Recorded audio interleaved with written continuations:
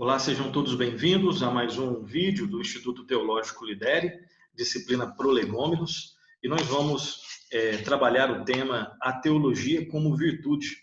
E aqui você pode notar uma pintura representando o apóstolo Paulo, estudando as Escrituras, meditando, refletindo, escrevendo, anotando ali suas impressões sobre o que ele tem lido e aprendido. E nós vemos no apóstolo Paulo alguém que vivia a teologia como virtude, né? Alguém que era um pregador da palavra, um teólogo profundo, um missionário, uma pessoa que trabalhava no reino de Deus, uma pessoa que unia aquelas duas palavrinhas, né? Ortodoxia, né? A visão correta, a posição correta a respeito daquilo que é ensinado, e a ortopraxia, né? A prática correta que é decorrente das verdades que são ensinadas. No apóstolo Paulo não existe aquela dicotomia que alguns defendem, inclusive, né? Que se você estudar muito, você não será uma pessoa prática, e uma pessoa prática não pode estudar muito, porque senão ela perderá a sua praticidade. Infelizmente, é bem verdade, às vezes até na nossa vida, né? Que às vezes nós nos ocupamos mais com alguns aspectos mais teóricos e não colocamos em prática. Isso é verdade, infelizmente acontece, e às vezes nós queremos ser práticos, mas não baseados em uma teoria correta ou um ensino correto. Isso às vezes acontece, é verdade, e é triste, é errado. Mas quando isso acontece, isso não isso é culpa nossa, né? Quando isso acontece na minha vida, eu estou errado. Se eu sou uma pessoa mais prática e que não liga para a teologia, então eu estou errado, porque eu estarei praticando algo que é errado, se não estiver fundamentado no ensino bíblico. Agora, quando eu me ocupo somente de leituras, somente de meditação, né, somente de livros, e não pratico aquilo, ou quando pratico coisas que são contrárias àquilo que eu tenho lido, e às vezes até interpretado corretamente, e existe então essa disfuncionalidade, né, e aí num sentido até mais sério, essa hipocrisia, quando isso ocorre na minha vida, eu estou errado. E eu devo fazer o quê? Eu devo, então, se eu sou uma pessoa mais teórica e não pratico, eu devo começar a praticar aquilo que eu tenho aprendido. E se eu sou uma pessoa mais prática, mas pratico coisas que não estão baseadas numa boa teologia, então eu devo rever a minha prática à luz de uma boa teologia. O fato é que as Escrituras, a palavra de Deus, ensina que nós devemos amar a Deus com todo o nosso entendimento, né? E devemos amar a Deus de todo o nosso coração, de toda a nossa alma, de todo o nosso entendimento, com toda a nossa força, com a nossa vida, né? A teologia é para a vida, então é sobre isso que nós vamos falar. Já falamos um pouco, mas agora esse vídeo é especificamente sobre isso, a teologia como virtude. E nós vamos utilizar desse livro que está à sua esquerda, acima, né, o Pequeno Livro para Novos Teólogos, do Kelly Capp, que já foi indicado na nossa bibliografia lá no início do nosso curso, ok? Então, uma frase aqui do Kelly Capp que é muito, muito, muito instrutiva, né, e muito interessante, que levanta uma reflexão muito importante e séria. Ele diz assim: tenho visto Deus usar a boa teologia para libertar vidas. Porém também tenho visto pessoas empregarem mal a teologia, o que resulta em abusos, corações endurecidos e dor. Uma coisa que me preocupa nos estudos teológicos é a tentação de fazer divisões exageradamente fortes entre academia e igreja, entre teologia e vida, entre verdade e amor. Então é um parágrafo bem sério, né? Onde ele toca em muitas questões que são reais na vida de todo cristão, de toda cristã, de todo estudante de teologia em algum nível, né? Então a teologia corretamente é para libertar vidas, sim, mas a teologia mal empregada, ela resulta em abusos, corações endurecidos, frios e dor. Não é culpa da teologia, é culpa do mau uso da teologia que nós fazemos, né? E ele mostra essa preocupação, né? Dessa tentação de fazer divisões exageradamente fortes. Perceba que existe uma distinção entre academia e igreja. Distinção. Existe uma distinção que é possível ser feita com sabedoria entre teologia e vida. Existe uma distinção que é possível ser feita entre verdade e amor. Mas perceba que verdade e amor devem andar juntos. Teologia e vida é para andarem juntos. E academia e igreja é também para andarem juntos, né? São realidades, são instâncias que devem estar, devem viver de modo a complementarem uma a outra, né? E as Escrituras ensinam isso. Devemos clamar a Deus para que Ele molde nossas vidas e para que nossa reflexão teológica seja formada juntamente com nossa experiência e caráter. Reflexão teológica, experiência e caráter.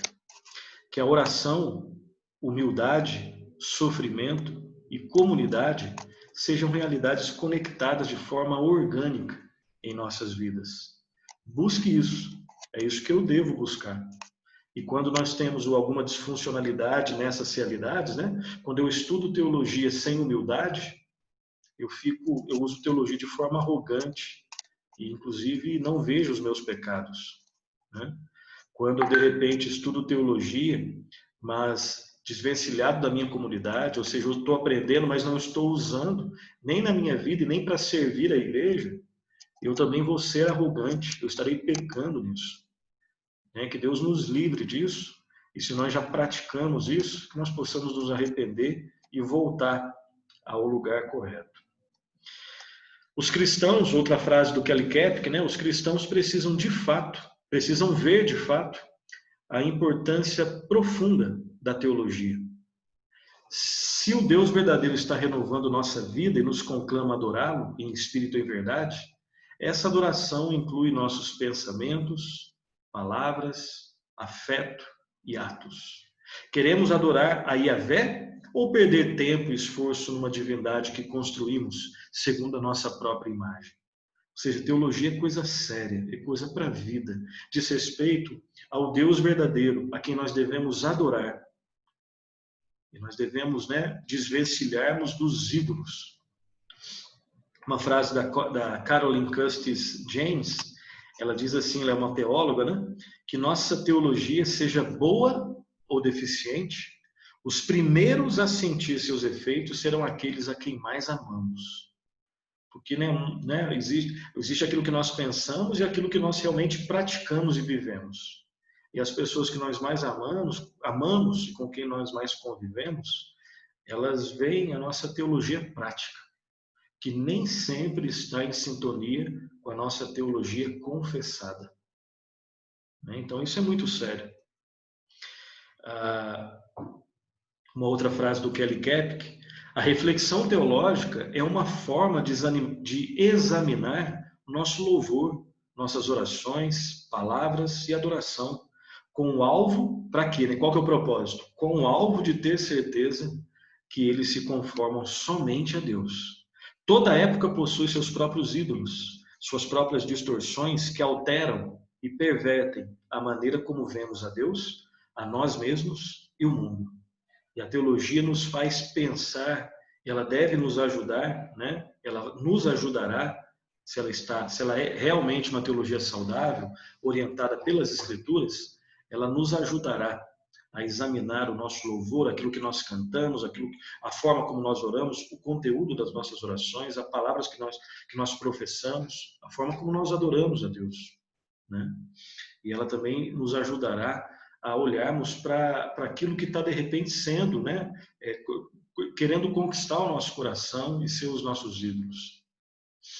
A ênfase do Ocidente sobre o conforto, e aquilo que o Kelly Kapic ele vai agora, é como dar um exemplo sobre um possível ídolo dos nossos tempos, e da nossa cultura.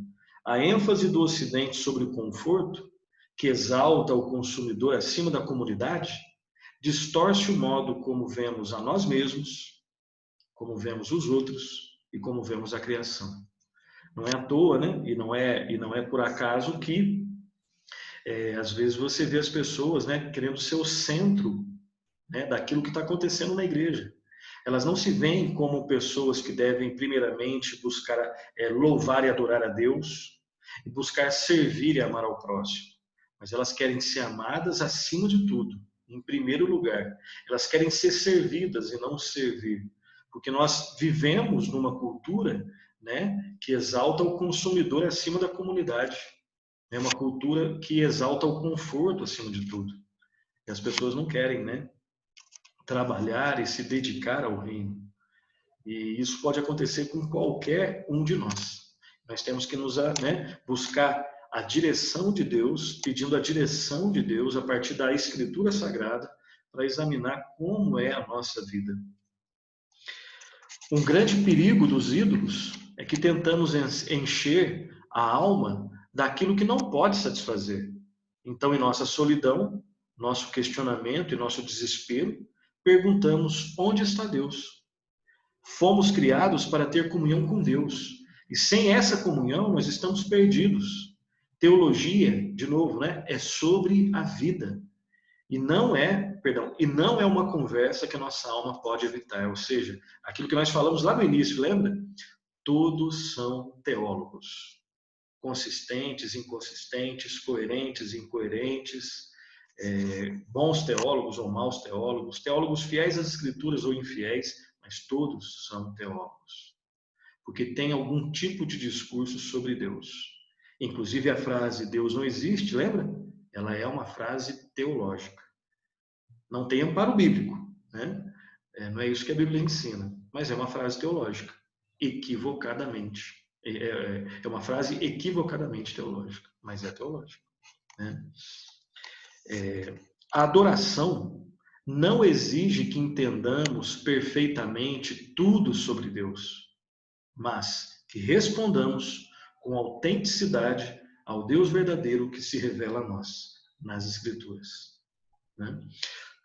Uma frase de Agostinho bem conhecida, talvez uma das frases mais conhecidas dele.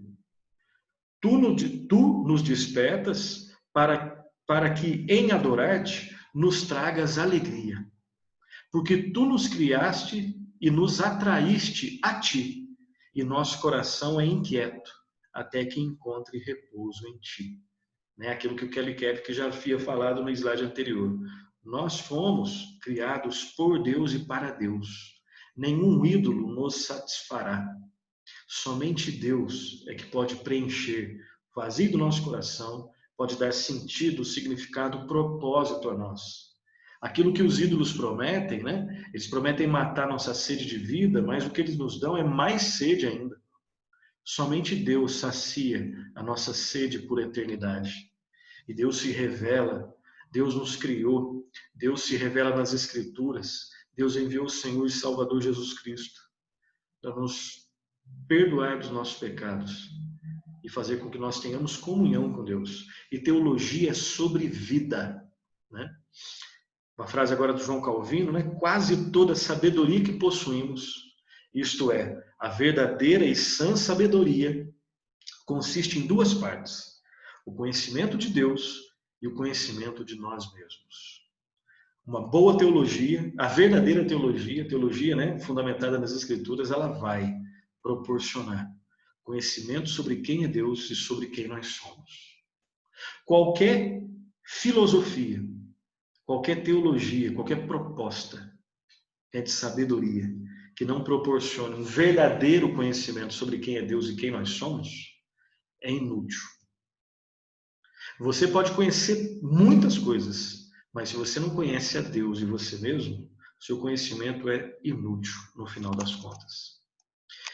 O que distingue o sábio e o nécio, né, o não sábio, nas Escrituras é o quê? É a maneira como respondem a palavra e a obra de Deus.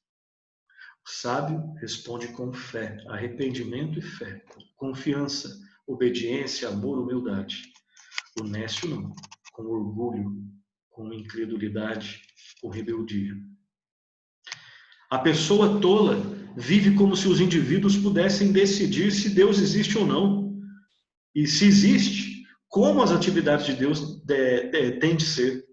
Esse é o tolo, né? Que diz Deus não existe, ou então se existe, ele deve me servir. Ele deve me servir. Esse é o tolo, que Deus nos livre disso. A pessoa sábia, reconhece os limites da razão e a percepção humana, né? Então, a razão e a percepção humana, elas são limitadas, são uma bênção, mas são limitadas. E a pessoa sábia também se deleita no fato de que o Eterno se revelou e nos convida a conhecer e viver em comunhão com Ele, né? E nós terminamos esse vídeo, né, com essa súplica aqui, né? Que Deus molde os nossos corações para que possamos pensar, interpretar, falar, escrever, viver para a glória dele e para a nossa alegria nele e para o serviço do próximo. Teologia é sobre isso. Que Deus nos abençoe, que Deus, né, derrame sobre nós sua misericórdia, sua graça, molde os nossos corações e nos transforme para a glória dele. Até o próximo vídeo, um grande abraço, bons estudos.